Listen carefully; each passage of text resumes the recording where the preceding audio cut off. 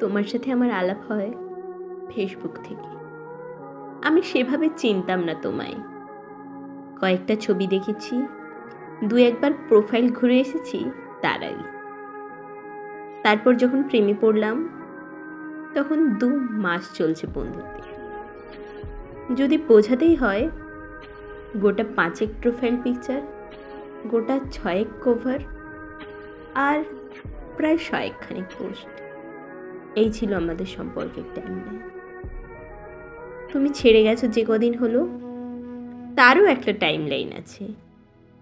গোটা 3 profile picture, গোটা 6 cover, ধরে নাও গোটা 50 পোস্ট। কি অদ্ভুত ভালোবাসা ছিল আমাদের। ছেড়ে যাওয়া, থেকে যাওয়ার টাইমলাইন সব কিরকম পাল্টে যায়। তারপর যেদিন আমি তোমার ব্লগ লিস্টে যাই, সেদিন থেকে কত লেখা লিখেছি, কত পোস্ট শেয়ার করেছি। তুমি হয়তো দেখোইনি, বা দেখেছো হয়তো বন্ধুদের প্রোফাইল থেকে। কখনো ভেবে দেখেছো একসময় কত পরিচিত ছিলাম আমরা, আর এখন চিনি না একে অপরকে। এই সুবিধাটা ফেসবুক আমাদের দিল। যাকে ভুলতে চাই জোর করে, তার অনিচ্ছায় তাকে তুমি তোমার চোখের সামনে থেকে সরিয়ে দিতে পারো, ব্লক করে দিতে পারো। টাইমের সাথে সাথে টাইম লাইনটাও পাল্টায়।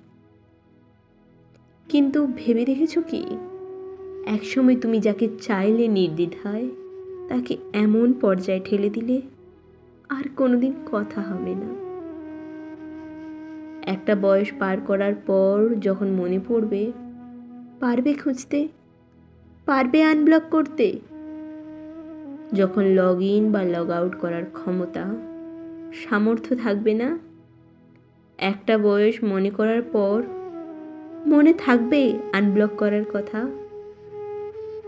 শুধু এইটুকুই বলার ছিল তোমায়, ফেসবুক থাকবে তো চিরকাল, সময়ের সাথে সাথে আরও যুবক হবে। আমরা কিন্তু এই জগতে আরও পুরনো হতে থাকবো। তখন চাইলেও ব্লগ লিস্ট থেকে আর ফ্রেন্ড লিস্টে যেতে পারবো না। জীবন এরকমই, ছেড়ে যাও যদি তুমি চাও, থেকে যাও যদি তুমি চাও, ভুলে যাও যদি তুমি চাও। মনে যদি থাকে, মনে থাকবে।